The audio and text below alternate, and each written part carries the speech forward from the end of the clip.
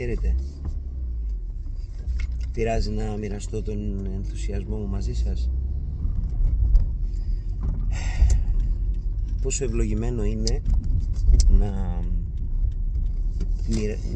να επιλέγεις εσύ ποιους θέλεις πλέον να κάνεις παρέα όσο μεγαλώνεις, να σχετίζεσαι με αυτούς που εσύ θέλεις και να ανταποκρίνονται και αυτοί. Σήμερα ζήσαμε μια πάρα πολύ ευλογημένη κατάσταση, έναν πολύ ευλογημένο καφέ. Δεν ξέρω σε αυτό το εσπρεσάκι πόσοι Άγιοι χώρεσαν, πόση ευλογία υπήρξε, διότι όπως θα δείτε και στην φωτογραφία που θα έχει αυτή η ανάρτηση, δεν ήταν ότι ήταν δυο φωτεινά κεφάλια μόνο ξεκάρφοντα του Στάμου και του Σταύρου, αλλά ειλικρινά ένιωσα, γέμισε η καρδιά μου Άγιο Παϊσιό. Γεμίσαμε από Άγιο Παϊσιό, γεμίσαμε από Κόνιτσα, από Στόμιο, από Άγιο Όρος, από Σινά.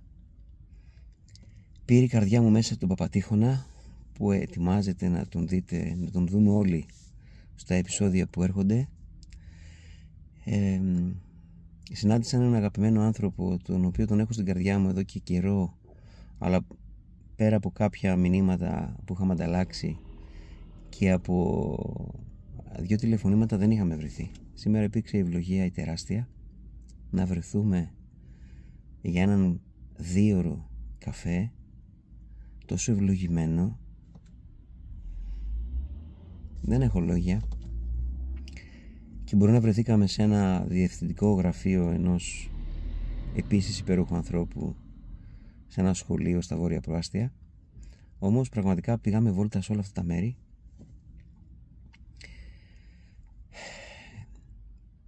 Ανταποκρίθηκε ο ένας με τον άλλον. Υπήρξε μια τεράστια επαφή, σαν να γνωριζόμασταν χρόνια.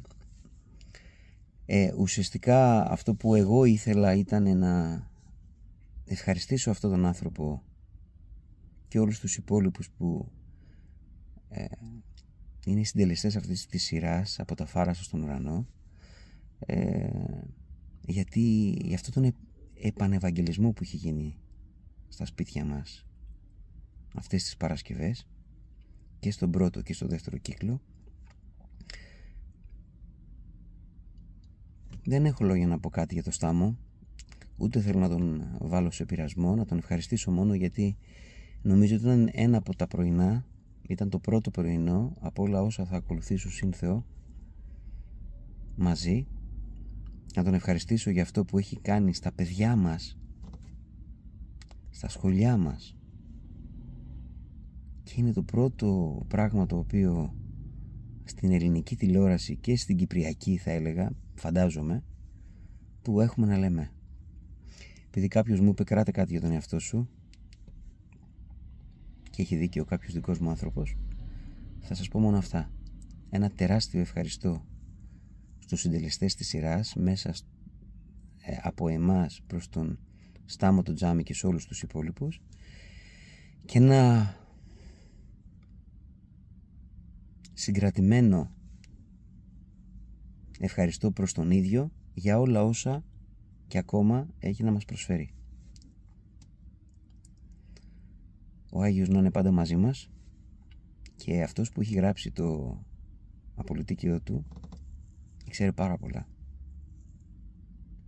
Των Φαράσων των γόνους και το άθωνος κλαίσμα και των παλαιών και οσίων, μιμητήν και ισότιμων, παΐσιον τιμήσομεν πιστή, το σκεύος χαρισμάτων των μεστών, ως συντρέχονται ταχαίως τους ευείς τους, πίστη ανακράζοντας, δόξα το δεδοκό της ισχύν, δόξα το σε αγιάσετε, δόξα το ενεργούνται δια σου πάση νιάματα. Άγιοι μου, σε ευχαριστούμε. Έχει μας πάντα κάτω από τη σκέπη σου.